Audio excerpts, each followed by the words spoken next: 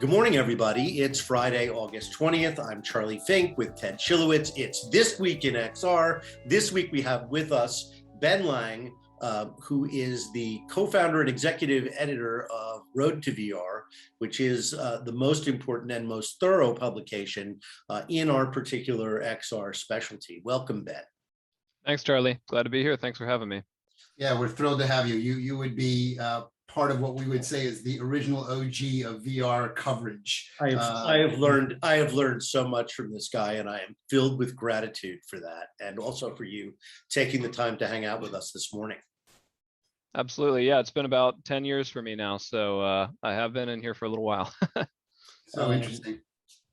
Yeah, well, we could compare who is the Oest of the Gs, but let's go to the news.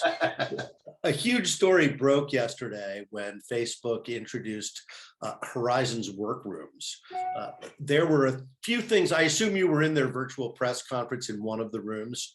So, I thought that there were a bunch of things, convergence things that were kind of amazing about it. I would love to get your take on it. Just for those of you who have not been following the news, Workrooms is, first of all, it's the first release of Horizons. It's part of Horizons, is called Horizons Workrooms. So we get a really good look at the Facebook avatars, although they were out there in different places. Here they are front and center.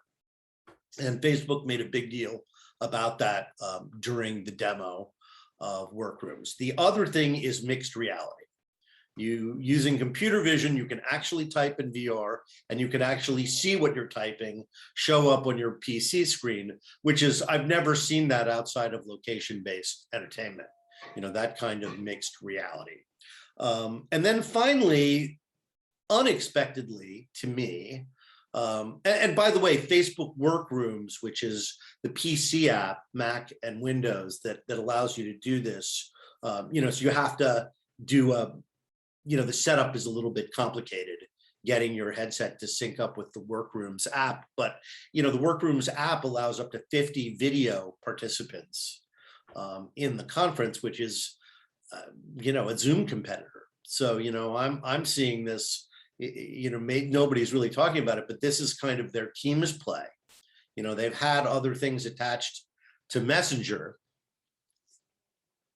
And then finally, they tied it all up to the metaverse, which was, again, completely unexpected. I did not expect the demonstration of mixed reality to include a explanation of the metaverse, which we can get to in a minute. Anyway, Ben, I'm interested, having sort of set up the what it is, I'm interested in your take on what it means. And it looks like we might have had a little. He's been bouncing in and out, so I'll go to you, Ted, so till we get it. Well, as you and I have now talked about for weeks on end on our weekly jaunt through the metaverse, it is still the topic du jour, right? Yeah. And it was actually not a surprise to me that Mark and others made this connection point to the terminology of what their goal set is to find a new way to connect people and link people together. And the more exotic, aspirational part of, yes, I have a VR headset and I can do this, is now sort of opening one of those sort of walled gardens of, we don't want you to just do this if you have a VR headset. We want you to be able to do this regardless of the device you have, whether that's a PC or eventually a mobile device, etc. Well, they answered an important question that I've been asking, which is, what's the relationship of AR and the digital twin of the real world, physical world, to this metaverse, putative metaverse that we've been talking about. And Bosworth, I didn't get Zuck, I got Bosworth in my in your session, in my presser room. But he went, when he started in on the metaverse, I'm like, oh my God, here we go. Facebook is so unbelievably obnoxious with their unified messaging. Sometimes it makes it's a big company, right? It makes me want to throw up. But then Boss started saying things that were true, and I was like, oh, okay. He's tethered to reality and is not exactly changing the subject. And I think a couple points he made about the metaverse were very good ones. And again, as you said, things that we've been talking about, which is, this can't really be about headsets. Mm-hmm. You know, if it's It's about a devices. sector of the universe. Yeah. So Ben is back. Can you hear us, Ben? Maybe not. Can't We'll give him hear a us. moment. No, wait a second. Meanwhile- He's asking to be admitted. Oh, okay. Well, welcome to metaverse technology. You know. Yes. See, I've got two Bens up on my screen. Obviously, he's trying every device he can Yeah. to get back into the call.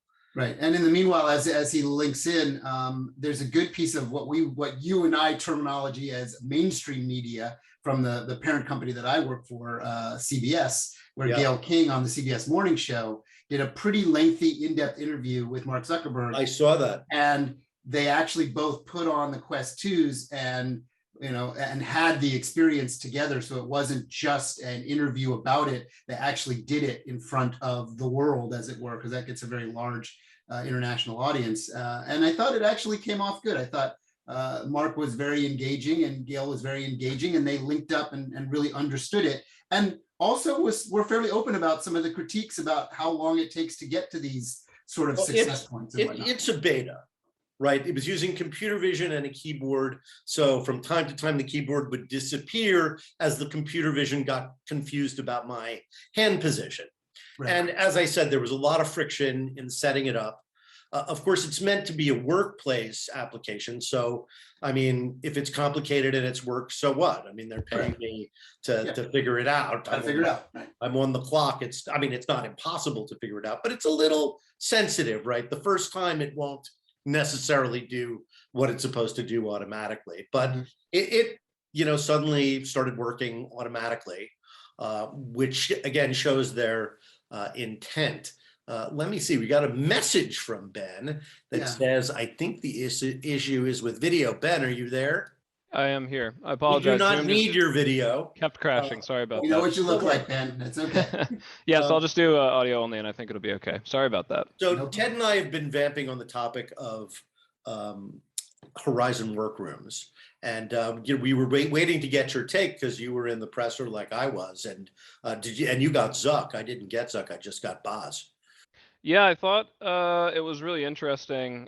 First of all, kind of that they, the fact that they're calling this Horizon Workrooms is pretty interesting, right? Because we obviously know they have the Facebook Horizon, which is kind of more of a social friendly thing for players and entertainment. I've been using Horizon since they launched the beta.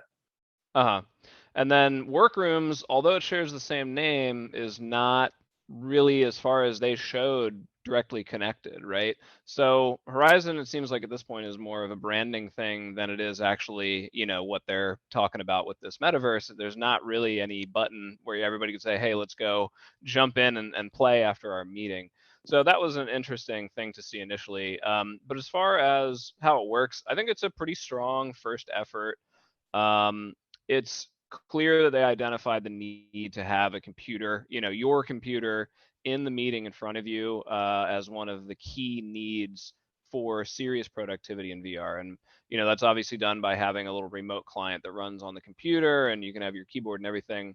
And so that's a big advantage over a lot of sort of collaboration apps out there. And it should be said, there are many VR collaboration tools out there. Some that do things that Workrooms does not. But Workrooms is clearly just trying to hit that general, let's get people to feel like they're meeting face to face, to kind of just have collaborative get together meetings. And for that, I think it could be pretty good. One thing that I noticed and didn't quite like is there's sort of a lot of overhead to the process, right? If you or I want to get on a phone call, you just hit a button, my phone lights up and I pick it up and I'm talking to you, right? And we could conference call in, Ted, and it's so easy. Even if it were that easy to put on the headset, it's still a bit of work, right? But with Workrooms, there's kind of this additional interface through the web where you have to create a team and you have to invite people or send them an invite. If they're not already signed up, basically, they'd have to set up the whole process. So it's very kind of team and business focused. But for quick impromptu things, for someone who isn't already all set up with the tool, installed the stuff to their desktop, it's not going to be that easy kind of phone call or conference call like experience. And that's one thing that I feel like VR is deeply missing. You can find it in third-party tools, but that'd be like if you bought a smartphone and you had to download a phone app from someone else that had its own different account. You know what I mean, right? That's all built into the smartphone. And I feel like VR really needs that built into kind of the headset at the core, not as these separate apps. Yeah, I think that's part of what this kind of aspirational goal of the metaverse is supposed to solve, right? Is that transportability, that ease of dropping in and connecting together and instantly finding each other, but it's still a belief structure rather than a reality, right?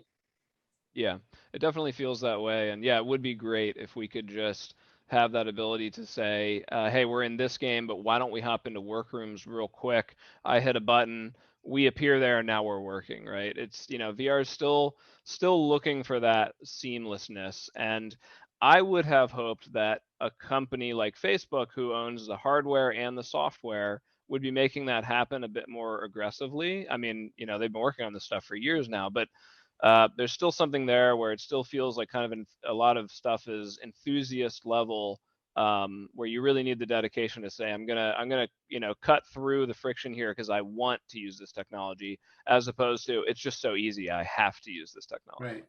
Well, that was the big innovation with Zoom, right? Was one click, right? I send you a link and we're all in the meeting together. Yeah, and we've seen others attempt it, like Spatial has attempted that sort of interface across. And I would say Spatial has a lot of the same friction problems that Workrooms has. If you can get past the startup, you can have an interesting experience, although unless you're wearing a HoloLens, you can't have a mixed reality experience. Sure, that's correct. Yeah, and Charlie, I apologize. I went off a little bit on that friction problem, but once you're actually in there, like you said, just like Spatial, it's a pretty good experience, right? I really liked the ability to have your keyboard in there. So they have a couple different ones that they can track currently, and the headset actually detects them, and then it'll put a model of the keyboard on your desk in front of you to make it just so much easier. But it's registered. That's the thing. It's registered. Yeah, and it's actually floating right in there. And you can, if you're looking at other people in the room, you see their keyboards on their desk sort of where they are, which is really cool. In fact, they can detect the MacBook keyboard, which, a lot of people have MacBooks. Yeah, and they kind of put a little model of the laptop almost sitting on the desk there, which looks really neat. There's a lot of keyboards, of course, they're not able to track right now. And we asked about this when we were in the meeting room, saying, hey, I wish mine was tracked too. They said basically it was a much more complicated computer vision problem than they expected. Like a general purpose keyboard tracking algorithm has actually sort of eluded them to this point, because they're so different, and because you put your hands over the keyboard constantly, right? And that's very challenging for computer vision stuff to sort of understand. Every keyboard has a slightly different sizing and spacing of the keys, and like you said, you're hiding it with your hands, and there's different lighting conditions. So I'm going to give them, a little bit of a wide berth on that, because that does seem fair. Fortunately, they thought of a backup plan, which is there's this button you can press on your virtual desk inside of Workrooms that cuts out a section of the desk, like right where your hands would be. And when I say cuts out, I mean it's showing the real pass-through view of the camera sort of stuck onto your desk like a screen. So if you look down, you actually see your hands and you see your keyboard, even if it's not one of the tracked ones, which mine is not. And that made it pretty much perfectly easy for me to, and I'm a pretty good typist, right? So my mom, or maybe some of my siblings, it might not be high resolution enough, the pass-through view, that they would be able to look down and say, here's all the individual keys. But for me, just to be able to line up my hands, it felt just like I was typing at my desk for the most part. And I thought that was pretty darn cool. Right. Yeah. Yeah, I mean, Ted, but we started out this show, Ben, trying to record it in VR, and it was just too low resolution. And of course, you needed extra people there to be a camera and stuff like that. Yeah. But I think the real issue was that it didn't look good on video, right? That Altspace, and I really like Altspace too, and think they've done a terrific job with their avatars as well, because you feel like you're making eye contact, which is so critical to social VR. And giving you a sense of presence. So I thought they really kind of hit it out of the park with that. The cheek movement, the AI that tracks, the timbre of your voice so it can adjust your facial expressions. All of that was, I thought, really beautifully done. And it bodes good things for Horizon. I've been in Horizon since they started the invitation-only beta because I'm my side job as a college professor. But I had to promise them not to write about it. So I can't really say too much except for the following. Last year when I first got in there, it was not good. Mhm. I mean, it was just like, oh my God, Facebook is teeing up another whiff in social VR. But now it's a year later and there's more of a there. They've attacked all the problems that were hindering it. So I think they're probably quite close to opening up. It's opening up a social world. You need a lot more there than you would think. And even when they had, dozens of worlds, it really isn't enough. I think that's partly why VR chat works so well, is that there's so much user-generated content there now, and so much of it has validity and it's good. They started, trading avatars and they went straight to building worlds off of game engines, which is of course another problem that Horizon has. It's an island, right? It's not buildable the way you see a platform like Spatial, where you can, build private custom spaces. In Facebook, you've got a couple of choices and those are your choices. So I have no doubt they'll be changing that as time goes on and upgrading it, but it's still very much of a beta. So we'll have to see whether, people are willing to endure the friction to experience something that is pretty different than anything else you can do in VR. The other big story that I was looking at this week, I don't know if it's guys might not think it's a big story, but Genie, which is Corey Granier's company, Ted. We had him as a guest. He's a former Snapchatter. He took over this company called Genie, and Genie does WebXR. So they have a very simple interface on your phone, probably the simplest yet. And there are many good no-code XR creation apps for mobile phones. So, Facebook has one. Lens Studio from Snap is quite good. So, this is not the first of its kind, but it uses WebXR, which means as long as you have a browser and an Android or Apple phone, it'll take things from the web and anchor them in your real environment, allowing you to make XR. And they've got a good freemium subscription, and it's inexpensive unless you're, a commercial enterprise. It works great, I have to say, but it's still scan the barcode. And so the question always remains, how will people know to scan the barcode? Yeah, that's become kind of the bugaboo of all these AR kits. Right, so it's great. You don't have to download an app, but you do have to overcome the friction of somebody knowing and seeing the barcode and saying, aha, that's how I see the trailer. I hold up my camera to the barcode and get myself in it. Yeah, and Ben, you've been tracking this world as well as the more traditional VR world and how it all fits together. So you may have some thoughts on that conundrum of the barcode that we often. Yeah, it's a good question. You guys are probably aware that the barcode or the QR code is huge in other parts of the world, especially in Asia. It seems like there's on every ad, everything that you'll see, there's a QR code and people know exactly what that's for. And not necessarily for AR in this case, it could be for anything, but it's essentially linking you to more information about whatever that thing's on. In the US, I do not know why, but the QR code has just been so slow for anyone to use, which is surprising because they're very handy. And it's only been probably within the last 5, maybe 4 years that I think both iOS and Android finally have default scanning in their built-in camera apps. The big problem was you used to have to know what a QR code was. Yeah, and you'd have to go download another camera app just to hold it up to get that link in. So it's so nice that they finally have that built in. And I don't know if you guys noticed this, and it's probably regional, but in my area here, in the Silicon Valley area, QR codes during the pandemic have actually started to get a little bit of traction. If I sit down to a table with somebody at a restaurant, a lot of people see, okay, there's a QR code taped onto the table. They know that there's a menu there for them. And I've started to see that in restaurants a lot. Yeah, and so I'm thinking that maybe that is going to help with this problem. Um, and especially, the phone AR is not maybe super exciting from an immersive standpoint, but it is cool because it's accessible, right? And so I think that maybe between the pandemic making QR codes a little bit more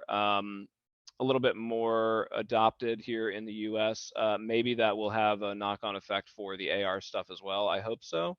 But at the same time, so much of the phone-based AR like that I have seen tends to be a little gimmicky, or maybe a little more just kind of, here's a quick 5-minute fun. Here's the character walking around on your table kind of thing. I think once people are creating applications that are bringing real, kind of instantaneous value to someone, maybe you're on a tour of historic sites and you scan one of these things and you're getting a real good, information instantly presented, visualized in front of you. That's the kind of stuff where I think people will say this is worth doing it compared to it just being this 5-minute kind of toy experience. Yeah, I agree with that. I think that when I look at Google Maps and the way they're using AR and computer vision to communicate your not only your geographic position but your orientation, is a really, really spectacularly great application for AR. It's invisible and it takes a thing that we're already doing and making it much better. And of course, it represents the convergence of a number of different technologies. So I think applications like that are exciting. And of course, I think it's exciting that people don't even know it's there. Right. That's how you know the technology has really become mainstream. And of course, Google Maps is more than mainstream. It's indispensable to our daily lives. Yeah. Yeah, So, and I think it should be said that on the Google Maps is a really interesting point. The AR functionality in there is impressive, and it's really actually quite useful if you've used it. Though the experience of walking around and having to hold your phone up, and it takes a second or two to remember, to know exactly where you are, because it wasn't, if you weren't holding your phone up, it wasn't seeing the world.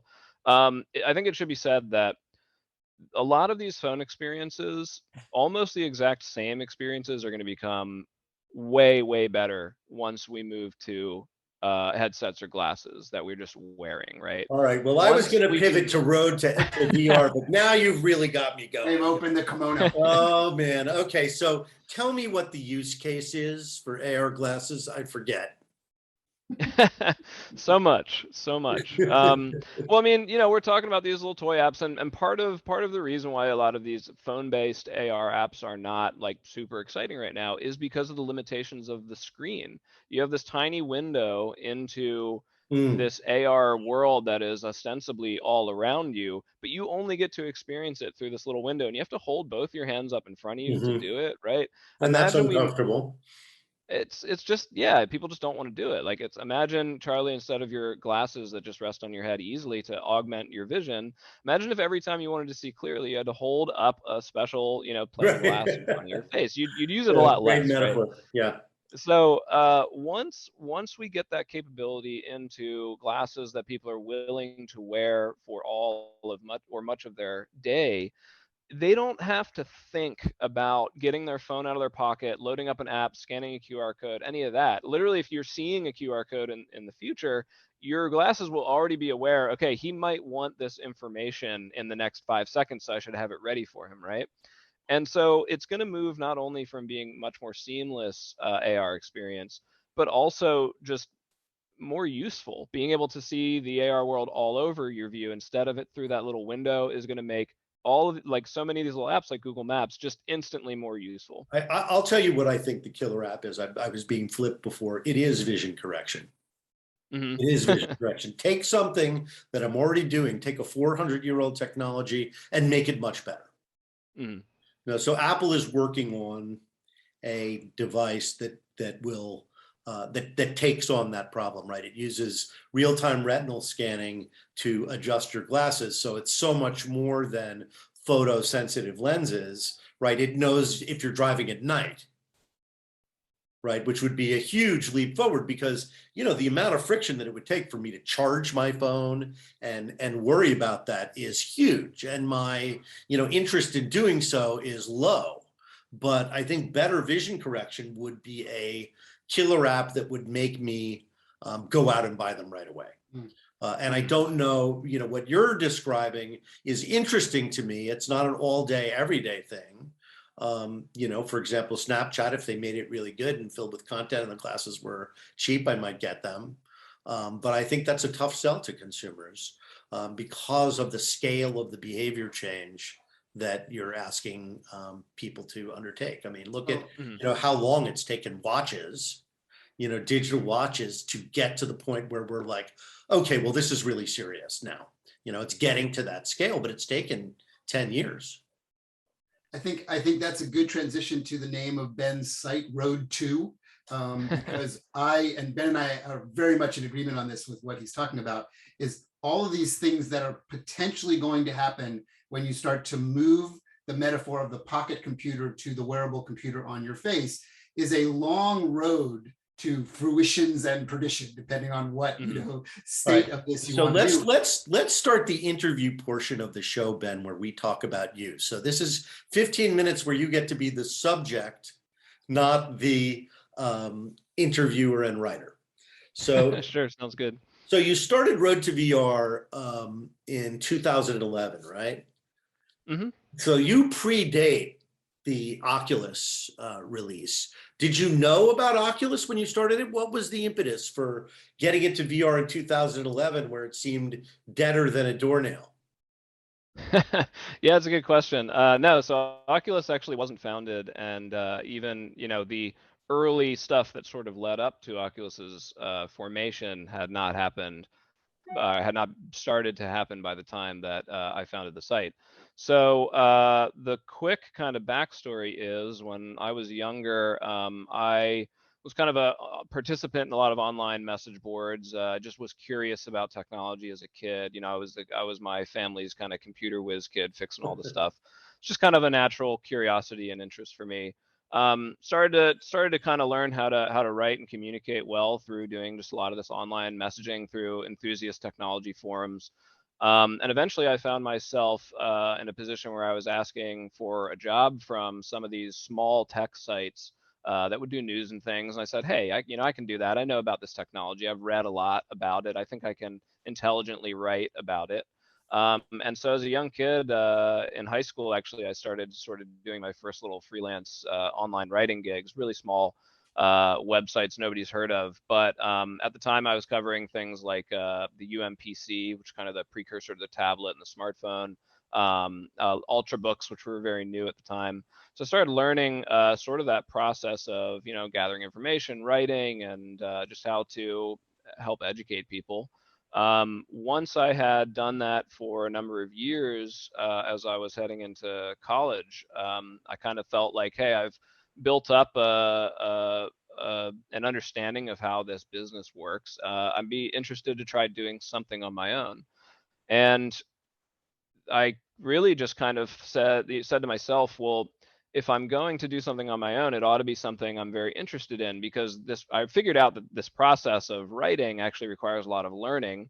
And so I said, if I want to learn about something, or if I want to write about something, it should be something I really want to learn about. Mm-hmm. And so there were honestly just a few different kind of totally unrelated ideas. VR was one of them in a short list of me being like, here's some things I could start, kind of a little blog about and just learn about.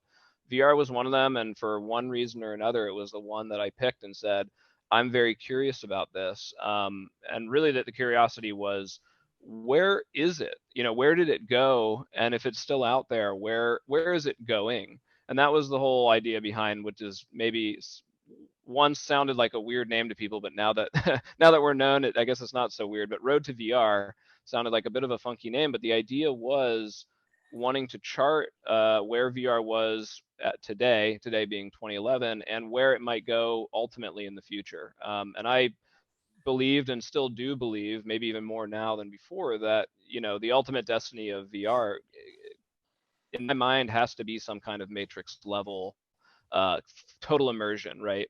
And we probably won't see in our lifetimes, but I think that is probably where it's going in the very, very long run. And so I really wanted to chart these early steps.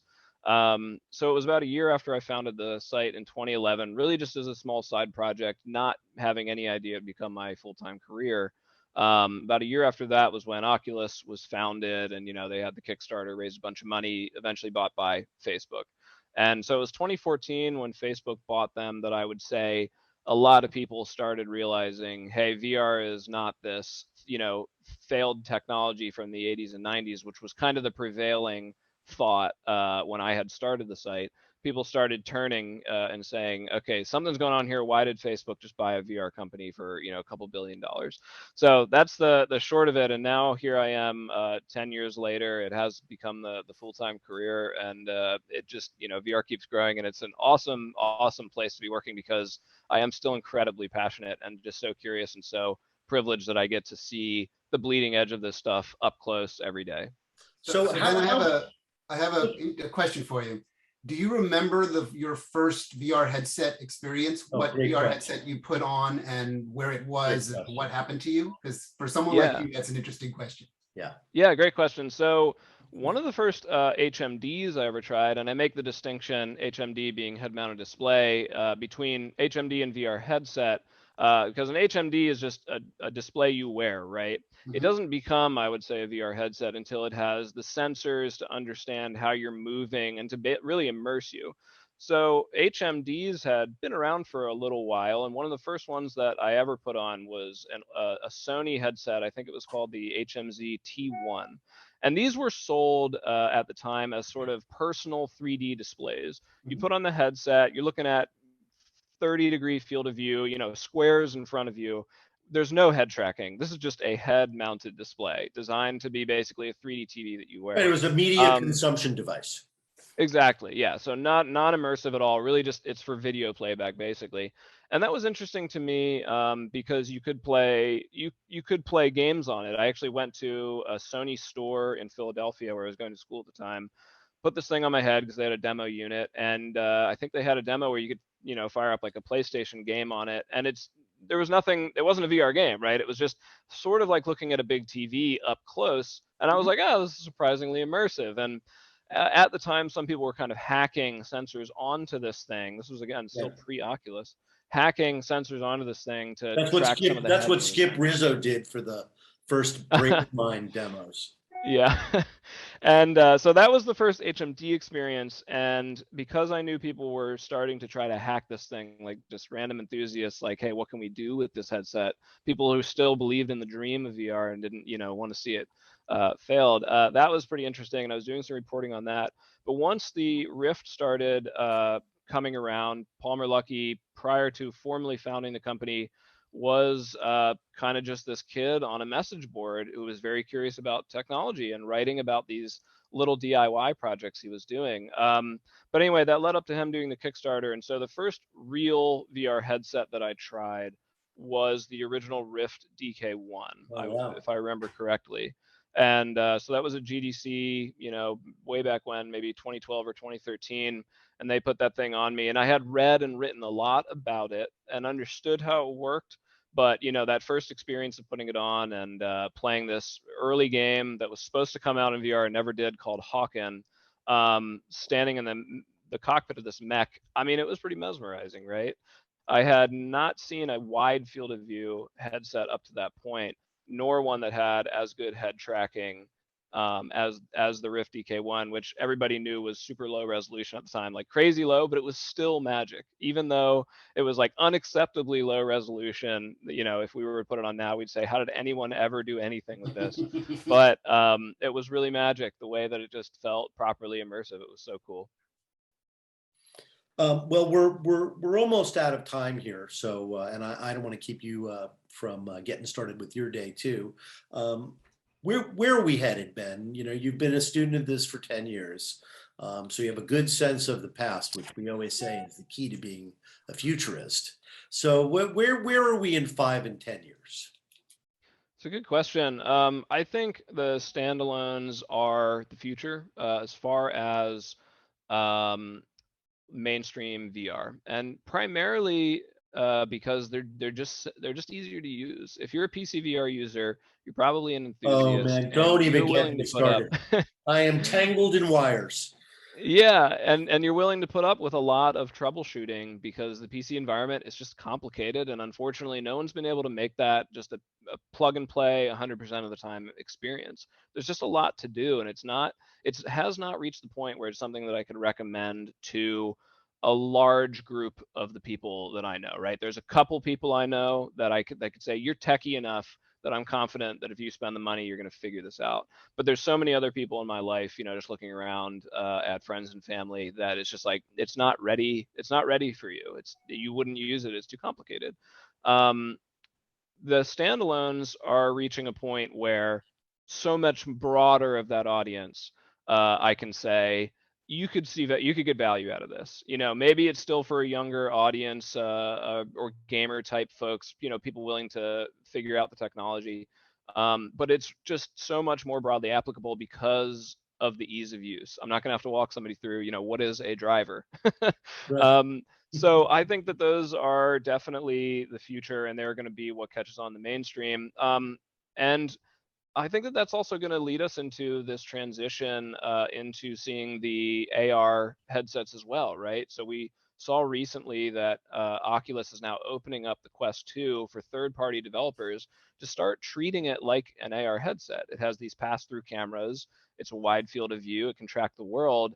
And when you bring that view into the headset, developers can now start building really impressive AR applications. Well, you're making a good point about hardware, where AR and VR headsets are going to merge together, right? A VR headset is an occluded AR headset, Yeah. right? All you have to do if you have a pair of N-real glasses, and Ted, I know you're screwing around with a pair now, is put the occlusion visor, snap the occlusion visor on it, and you're in VR. It actually, in many ways, does VR better than it does AR. So I think that's a good indicator, as well as you point out, to the pass-through cameras through the Quest. Pass-through, I think, is got a lot of promise. Yeah, and I think the big benefit there is that in the future, we want these AR glasses to have, a super wide field of view, and perfect occlusion control over the pixels, right? So we don't have this kind of everything is 50% opacity problem. VR headsets today have that in VR, and if you can do it with pass-through, you get that functionality today that we'll probably have in true glasses in 5 or maybe 5 to 8 years. You get that today, and so developers who are working on this stuff can sort of get a preview of what the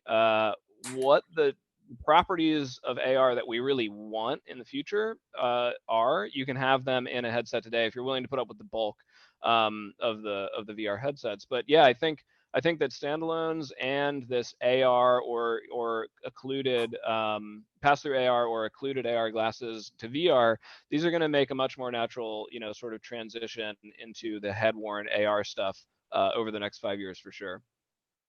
Well, that's a great place to end our show. Thanks for coming, Ben. It was great chatting with you. Whenever I see you at a place like CES, we're both so busy working, we don't get to hang out. But I hope we have a chance to change that when we're all in the real. Sounds good, Charlie. I appreciate you having me. Ted, you as well. Thanks, Ben. All right. Thanks, everybody. Have a good weekend.